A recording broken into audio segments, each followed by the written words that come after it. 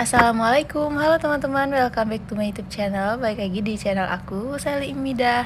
Oke, jadi di video kali ini kita akan latihan soal sekaligus pembahasan soal P3K manajerial untuk semua jurusan. Nah, buat teman-teman yang baru mampir ke channel ini, jangan lupa untuk like, comment, share, dan subscribe ya. Serta nyalain juga lonceng notifikasinya supaya tidak ketinggalan video terupdate dari channel aku. Oke teman-teman, tanpa berbasa-basi lagi, langsung saja kita mulai soal pertama, let's go. Oke teman-teman, sebelum kita lanjut ke soal pertama ini, aku akan kasih clue-nya. Clue-nya itu integritas ya teman-teman. Apa sih integritas? Jadi integritas adalah kualitas atau keadaan yang mana orang memegang standar moral yang tinggi begitu teman-teman. Jadi integritas di lingkungan kerja atau di tempat kerja ya, seperti integritas itu seperti kejujuran, kemudian saling menghormati, menepati janji, tanggung jawab, dan lain sebagainya ya teman-teman. Jadi sifat dan sikap yang positif lah ya teman-teman untuk integritas ini.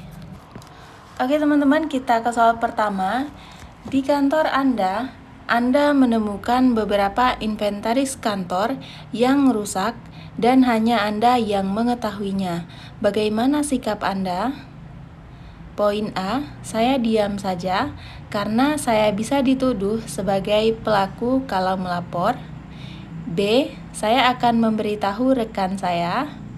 C, saya selidiki siapa yang melakukan pengerusakan itu. D, melapor ke bagian perlengkapan agar ditindaklanjuti. E, karena saya sedang sibuk, nanti saja difikirkan. Oke teman-teman, jadi jawaban yang paling tepat, ada yang tahu teman-teman jawaban yang mana? Ya, jawaban yang paling tepat adalah poin D, melapor ke bagian perlengkapan agar ditindaklanjuti. Kenapa jawaban D yang paling tepat teman-teman? Karena di soal tadi kan kasusnya, anggaplah ada barang yang rusak nih di kantor kita. Tapi cuman kita yang tahu kalau ada barang yang rusak tersebut teman-teman.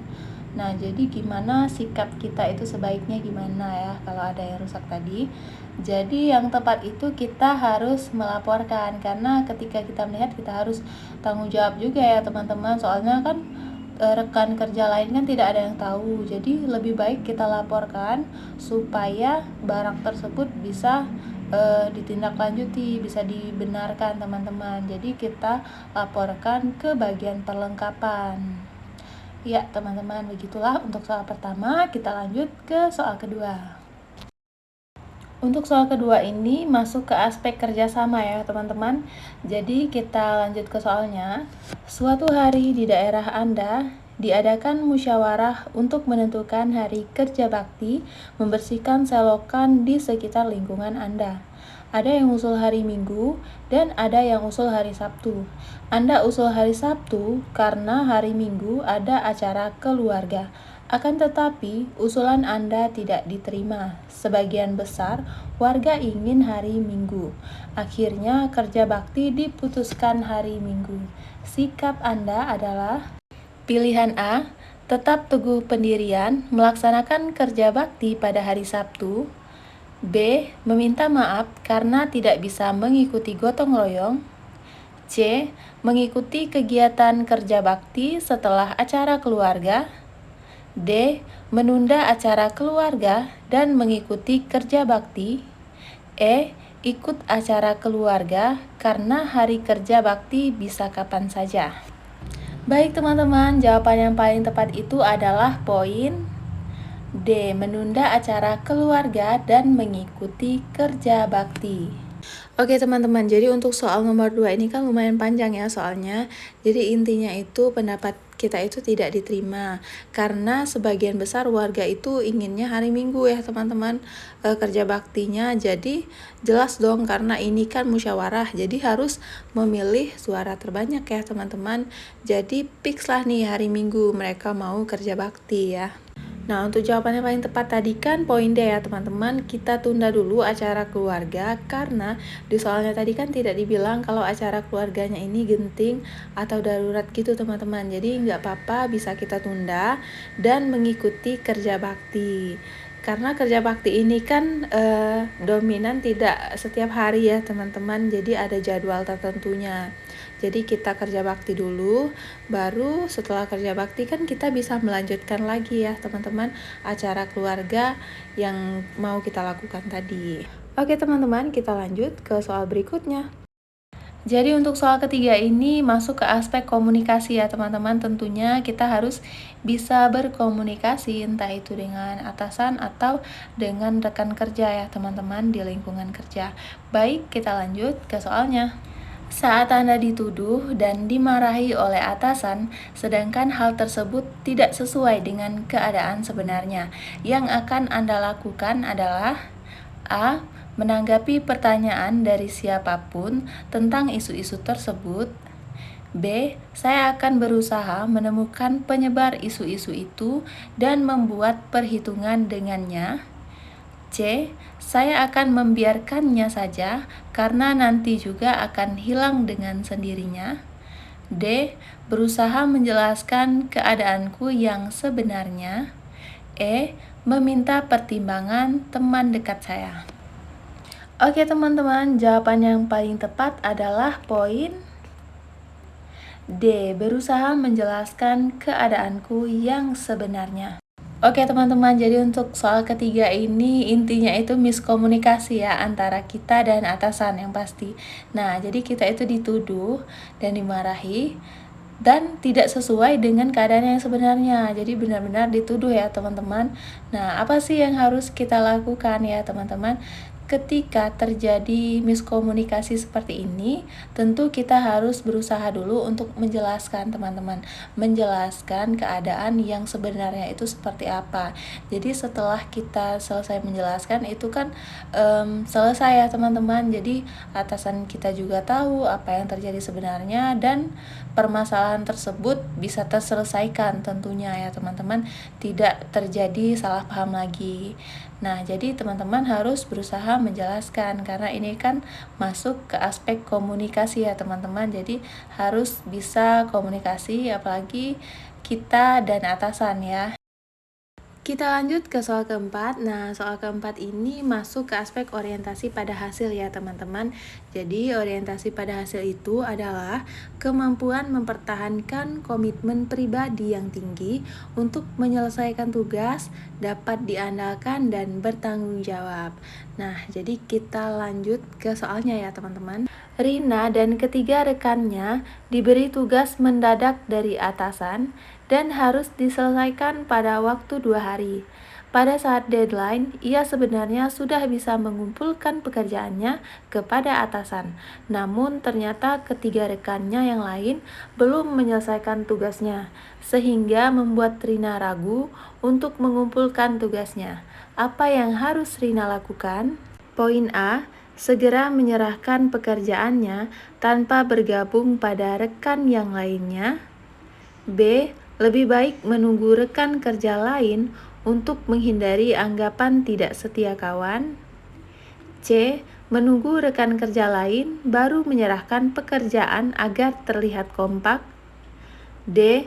Segera menyerahkan pekerjaan sekaligus melaporkan bahwa rekan kerjanya belum menyelesaikan pekerjaannya. E. Menunggu rekan kerjanya karena jika mereka tidak selesai, sebaiknya Rina juga tidak menyelesaikannya.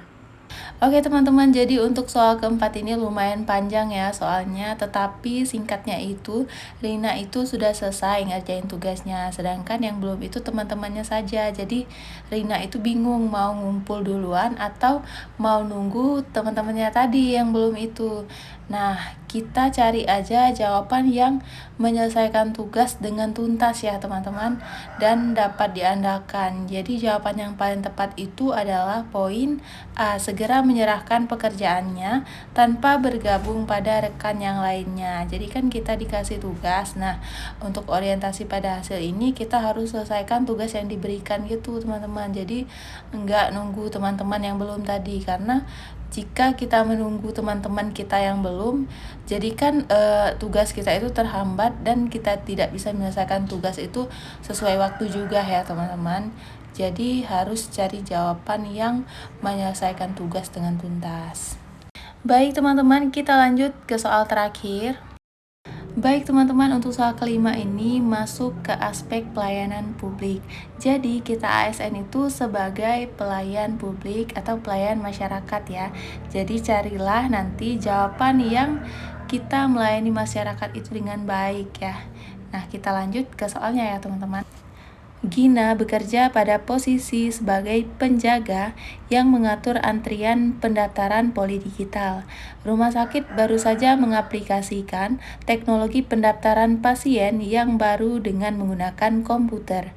Saat ini kondisi pasien sedang penuh sesak mengantri. Lalu ada ibu-ibu membawa anak 5 tahun ikut antrian dan terlihat kebingungan membawa kartu pendaftaran. Tindakan Gina adalah A. Menyuruh ke bagian informasi agar dapat diajarkan cara mendaftar secara digital terbaru tersebut. B. Mengeluarkan ibu itu dari antrian dan mengajarkan cara mendaftarkan pasien secara digital. C. Menunjukkan meja bagian informasi jika kesulitan mendaftarkan anaknya tersebut. D. Membantunya dan mengajarkan menggunakan aplikasi tersebut dan memanggil teman lain menggunakan alat telekomunikasi untuk menggantikan tugasnya menjaga antrian. E. Memanggil teman Anda menggunakan alat komunikasi untuk mengganti mengatur antrian sementara Anda mengajarkan ke ibu tentang pendaftaran tersebut. Oke teman-teman, jadi untuk pilihan ganda ini lumayan mirip-mirip ya. Jadi kita harus benar-benar teliti untuk memilih jawabannya teman-teman. Nah, aku akan kasih clue lagi. Untuk pelayanan publik itu, teman-teman harus cari jawaban yang mampu mengerjakan tugas-tugas dengan mengikuti standar pelayanan yang objektif, netral, tidak memihak, tidak diskriminatif, transparan, dan tidak terpengaruh kepentingan pribadi, kelompok, atau partai politik ya teman-teman. Jadi benar-benar harus memberikan pelayanan yang sesuai dengan standar dan memberikan pelayanan yang terbaik tentunya untuk masyarakat. Oke teman-teman, jadi kasusnya itu ada ibu-ibu yang kebingungan dan dia juga lagi bawa anak kecil ya. Nah, si Gina ini di bagian penjaga antrian. Nah, ketika ada kasus seperti ini, sikap pelayanan publik Gina itu seperti apa? Nah, kita akan cari jawabannya itu, kita cari yang benar-benar memberikan pelayanan yang terbaik ya teman-teman. Nah, jadi di sini jawaban yang paling tepat itu adalah poin D. Ya, kenapa poin D ya teman-teman? Karena dari sekian pilihan ganda ini yang paling lengkap, paling tepat itu adalah poin D. Kenapa? Karena yang lain itu sekedar menunjukkan, memberitahu gitu teman-teman. Nah, tetapi untuk poin D ini dia membantu terus ngajarin juga. Nah, jadi kan ibu itu tadi kan bingung. Nah, kalau kita ajarkan kan, jadi dia ngerti gitu teman-teman. Sedangkan kalau kita hanya nunjukkan saja kan belum tentu ibu itu bisa mengerti. Nah, yang lebih lengkap lagi, si Gina ini kan sebenarnya jaga ngatur antrian ya teman-teman. Tetapi untuk membantu ibu yang kebingungan tadi, dia memanggil dulu temannya untuk gantiin posisi dia jaga antrian. Nah, baru dia bisa membantu ibu yang kebingungan tadi ya teman-teman. Jadi dia nggak sembarang ninggalin tugasnya. Oke teman-teman, jadi itulah dulu latihan soal dan pembahasan kita untuk soal P3K Manajerial semua jurusan kali ini.